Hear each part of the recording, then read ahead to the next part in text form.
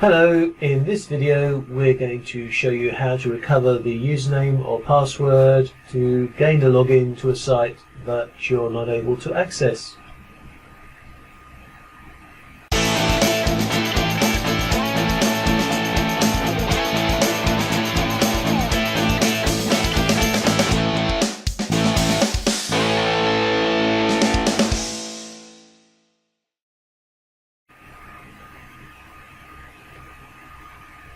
So here is the site, and actually I can't remember now what the username is or the password. We just had a cup of tea and I've now forgotten it all. So right, we need to log into our cPanel, and here's one I prepared earlier. And then first thing I want to do is work out the name of the database that I'm going to need to access to see the website, because like quite a few of you, you'll have multiple databases for multiple websites. So the first thing I need to do is to go into the file manager in my cPanel, which you'll find near the bottom, and I want to choose the document root for the website that I'm looking at, demo1.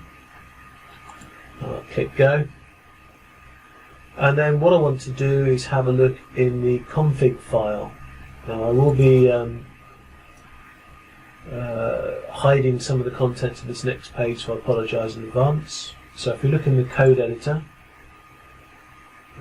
click edit. So this is the information we want at the beginning. It's the definition of the database name, which is WP919. So WP919 is the database I want. So we can close that out of cPanel again. And this time I want to go into the PHP My Admin, which allows me to directly look at the data which is stored in the host. And we're in there, and you can see there's a whole list of sites here because we have multiple sites hosted, and WP919 is the one I want. Now, to make sure that I do have the right one, what I can do is I can look in the options, and in the options table the first 2 or 3 entries usually give it away, because the first one is the site URL, so that's demo1 WP Business Club, so that's correct. Blog name is my blog, that's fine, that's definitely the tables I want. So now I want to have a look at the users, so I'll scroll down to users, there it is. The WP VN prefix here, yours could be different, but it's the ending of the tables that matters. So here we are in WP users, and you can see there's just one entry, so that makes it all really nice and easy. I can click on edit, and I can see the contents. So the user login is called demo1, so that's fine. So it's demo1, and the email address. Now if I wanted to recover the site from the email address, then obviously I could change this. Actually, that is a valid email address, so it would have got to me anyhow if I'd done password recovery. But if you didn't have the correct email address, obviously you need a valid email address here. Otherwise, password recovery will not send your recovery email message to an email address you can use. So I can change this user login if I wanted to. Change it to just plain demo, not a very good username really.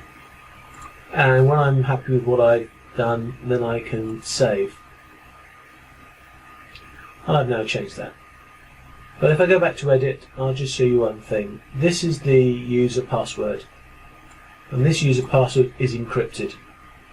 So if I change the password to let me in and then save that, that would not be the password. That is the value of the encrypted password. So if I try and go in with WordPress now, it will unencrypt let me in and produce whatever, I don't know what let me in unencrypted would look like. So I go demo lets me in, I will not get in. If I do, I'll really be surprised. No, of course I don't. So if you want to create a new password, you need to encrypt it, which means changing this first column as well. So we need to change this to MD5. Whoops, it was there. Lost it now. MD5. I need that to be MD5. Then I can have my value of let me in as the password, and don't worry, this password and username will be changed before this video is uploaded, so I don't think I'm going to get into here. And if I now hit go, it will save the information. Now if you have a look, you see, there we are. It's to make it more obvious. You can see this is now changed, so that's the encrypted version of let me in, for those who do want to know. So if I go back here to demo and I type let me in and log in, I should get a login to my site. So there we are, I've recovered to my site. So there we are. If this has been useful, please give me a thumb up. If you think I could have done better, give me a thumb down and please comment. And lastly, do not forget to be subscribed to the channel. Thank you very much for watching. For more info, visit wpbusinessclub.com.